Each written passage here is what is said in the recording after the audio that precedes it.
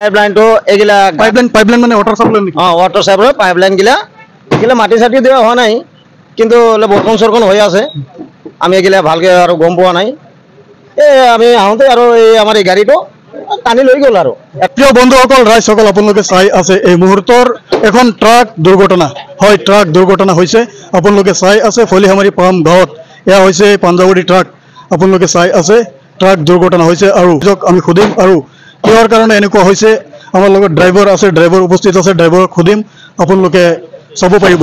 এতিয়া চাওক, মৰিগাঁও জিলাৰ বুঢ়াগাঁও ফলিহামাৰী পামত এনেকুৱা ঘটনা আজি হৈছে বুলি তেনেকুৱা নহয়, কিছুদিন পূৰ্বেও 1 মাহমান পূৰ্বে এনেকুৱা ঘটনা হৈছিলে, য'ত আপোনালোকে দেখিবলৈ পাইছে, নিশ্চয় নিউজত দিয়া হৈছিলে যে ট্ৰাক এখন দুৰ্ঘটনা হৈছে, ট্ৰাক এখন এক্সিডেণ্ট হৈছিলে, যথেষ্ট ক্ষতি হৈছিলে মানুহৰ।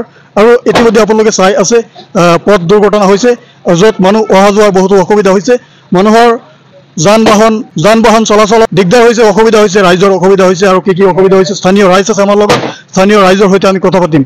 এতিয়া মানে প্ৰথমে আমি ড্ৰাইভাৰক সুধিম যে আচলতে কেনেকৈ এক্সিডেণ্টটো কেনেকৈ হৈছে, ড্ৰাইভাৰক আমি সুধিম। এয়া হৈছে ড্ৰাইভাৰ, কওক আপোনাৰ নাম। মোৰ নাম ৰহম আলী। কি? ৰহম আলী। এনেকুৱা কি হৈছে? এনেকৈ হৈছে মানে এইপিনে এটা গাড়ী থিয় হৈ আছিল, এনে দুই পিনে হলো আপোনাৰ পাইপলাইনটো এইগিলা পাইপলাইন মানে ওয়াটার সাপ্লাই নাকি? ওয়াটার সাপ্লাই পাইপলাইন গিলা এগুলা মাটি সাটি দেওয়া হওয়া নাই, কিন্তু বর্তন সরকন হয়ে আছে। আমি এগুলা ভালকে আর গম পোৱা নাই।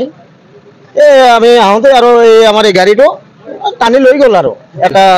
আৰু এটা গাড়ী লাগি আছিল, এইটো গাড়ী টানোতে আৰু টানি এইপিনে যায় কেপচাইড হৈ গ'ল, আৰু পাল্টি হ'ব এনেকৈ লাগছে। আৰু যোৱা ৰাতিৰ ঘটনা হৈছে, এই চব পাব্লিকে আহিছে, মোক অলপ সহায় কৰিছে, তাৰপিছত জিচিবি আনি দিছে, মোক লেবাৰ আনি দিছে। এইগিলা মোৰ কেইটামান মাল আছিল, এইগিলা খালী কৰাই দিছোঁ। খালী কৰাই দিয়াৰ পিছত আৰু এনেকৈ আৰু এতিয়া কাৰো ক্ষতিপূৰণ হোৱা নাই, মোৰো হোৱা নাই।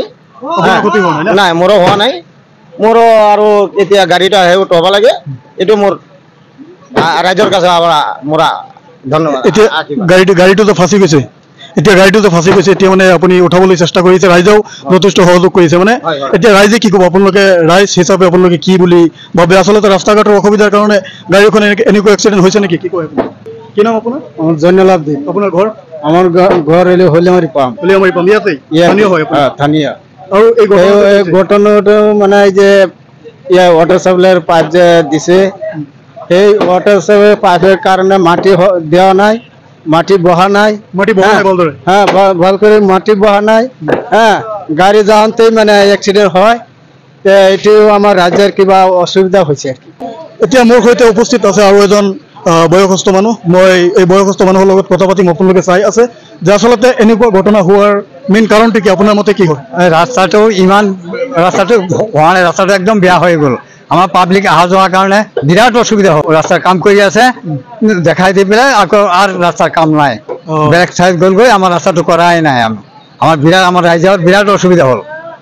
ঠিক আছে, ৰাইজৰ বহুতো অসুবিধা হৈ আছে, অহা যোৱাত অসুবিধা, যান বাহন চলাচলত অসুবিধা হৈ আছে। গতিকে আপোনালোকে চাই আছে ৰাস্তা ঘাটৰ অৱস্থা বহুতো বেয়া, বহুতো ক্ষতি হৈছে। বুঢ়াগাঁও ফলিহামাৰী পাম গাঁৱৰ ৰাস্তা ঘাটৰ অৱস্থা খুবেই বেয়া, আপোনালোকে চাই আছে। গতিকে চৰকাৰে অতি শীঘ্ৰেই ৰাস্তা ঘাটৰ মেৰামতি কৰিব লাগে। আৰু এনেকুৱা ধৰণৰ ক্ষয় ক্ষতি হৈ আছে ৰাইজৰ, এই ক্ষতিপূৰণ কেতিয়াবা চৰকাৰে দিব পাৰিবনে?